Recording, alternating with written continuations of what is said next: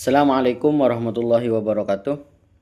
Nama saya Muhammad Zainuri dari Prodi HKI. Saya mendapat tugas dari Bapak Fikri Farikhin di mata kuliah Tarbiyatul Manaqib untuk menjelaskan tentang kunut dalam sholat witir di luar Ramadan dan dalam sholat hajat.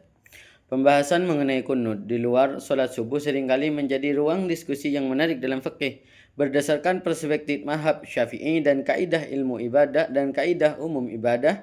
Berikut adalah penjelasan mendalam mengenai kunut dan witir di bulan Ramadan serta kunut dalam sholat hajat. Yang pertama, kunut witir sepanjang tahun perspektif mazhab Syafi'i. Dalam mazhab Syafi'i terdapat dua pendapat qaul yang masyhur mengenai kunut witir. Namun pendapat yang Anda sebutkan memiliki landasan kuat dalam dinamika intelektual ulama Syafi'iyah. Satu, pendapat yang pertama, pendapat Imam Syafi'i, qaul qadim. Sebagaimana yang Anda sampaikan, Imam Syafi'i dan qaul qadim atau pendapat lama berpendapat bahwa kunut witir disunnahkan dilakukan sepanjang tahun. Hal ini didasarkan pada hadis yang diriwayatkan oleh Al-Hasan bin Ali radhiyallahu anhu, di mana Rasulullah sallallahu alaihi wasallam mengajarkan doa kunut untuk dibaca dalam witir tanpa membatasi waktu tertentu. Terus menurut pendapat masyhur atau qaul jadid, meski demikian, pendapat yang lebih kuat masyhur dalam madhab Syafi'i di masa kini adalah kunut witir disunahkan khusus pada separuh kedua bulan Ramadan mulai malam ke-16 ke belakang. Namun, tetap diperbolehkan bagi siapa saja yang ingin mengikuti pendapat pertama untuk melakukannya sepanjang tahun sebagai bentuk ittiba' mengikuti sunnah Nabi secara umum. Pembahasan yang kedua, kunut dalam solat hajat antara istilah faqih dan makna bahasa. Dalam solat hajat, istilah kunut seringkali mengalami perluasan makna. Kita perlu membedakan antara kunut sebagai rukun atau sunnah ab'ad dan kunut sebagai aktivitas berdoa. Pembahasan yang pertama yaitu kunut secara bahasa dua mutlak. Secara etimologi atau secara bahasa, kunut berarti tula al-qiyam, berdiri lama atau doa. Dalam solat hajat, seseorang diperbolehkan memperpanjang berdiri atau sujud untuk berdoa.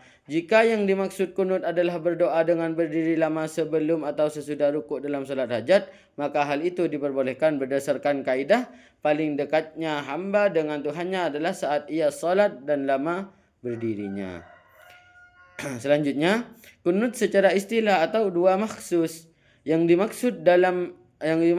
dimaksud adalah membaca doa Allahumma hdini fiman hadait dan seterusnya secara rutin dalam salat hajat seolah-olah itu adalah bagian dari tata cara bakunya. Maka secara syariat hal itu tidak ditemukan dalil khususnya. Namun membacanya sebagai doa umum di dalam salat hukumnya boleh karena salat adalah tempatnya berdoa.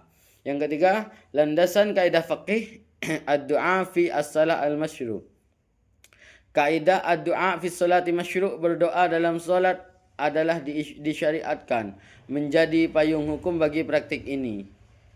Jadi terus selanjutnya apa? Yaitu solat adalah doa. Secara bahasa, solat berarti doa, maka menyisipkan hajat pribadi seperti mohon kelancaran rezeki, kesembuhan atau sebuah petunjuk di dalam solat adalah inti dari ibadah itu sendiri. Terus selanjutnya tempat doa dalam solat. Menurut jumhur ulama, ada tempat-tempat mustajab untuk berdoa di dalam solat. Yang pertama yaitu saat sujud, posisi paling rendah dan pasrah.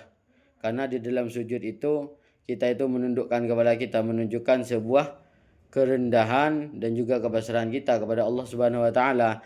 Terus tempat doa dalam solat yang kedua yaitu setelah tasyahud akhir sebelum salam. Saat hamba telah menyelesaikan puji-pujian kepada Allah dan Rasul, maka saya punya guru itu berkata bahwa berdoalah sebelum engkau menutup salammu.